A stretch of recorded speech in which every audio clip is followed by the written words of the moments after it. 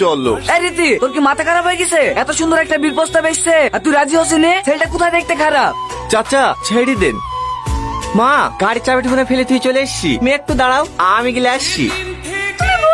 চাচা আমার ওকে খুব পছন্দ, কিন্তু আমি যদি এখন বিয়ে করে শ্বশুর বাড়ি চলে যাই তাহলে আমার ভাইটাকে কি হবে?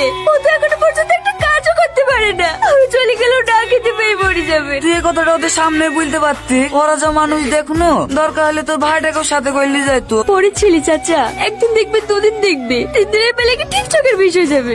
কিন্তু তুই কি আর এত ভালো সম্বন্ধ পাবি? কি বলো চাচা, এত ভালো ছেলের বউ হওয়া আমার ভাগ্যে নাই। তুই যা ভালো বুঝিস তাই কর। কি হলো বাপ, তুমি? চাবিটা নিতে ভুলে গেছিলাম চাচা। এই রীতি, চাবিটা কোথায় পড়ে আছে দেখ দিনে। এই লেন। চাকরি আর হবে না রে বোন, চ তোর সাথে ডাব বেচতে যাবো।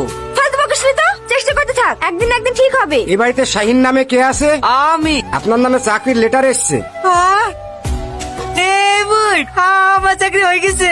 আর কি কোম্পানি তোমাকে শেষ ম্যানেজারের পদে নিয়োগ করেছে। বাহ, খুব ভালো। এই তুই আমার আর কি কোম্পানিতে কবে ইন্টারভিউ দিলি? কি জানে, আমার মনে পড়ছে না। অনলাইনে তো অনেক কোম্পানিতে ফর্ম ফিল আপ করেছি, ওর মধ্যে হয়তো করে দিয়েছি। হ্যাঁ, তুই কাজ করতে হবে না।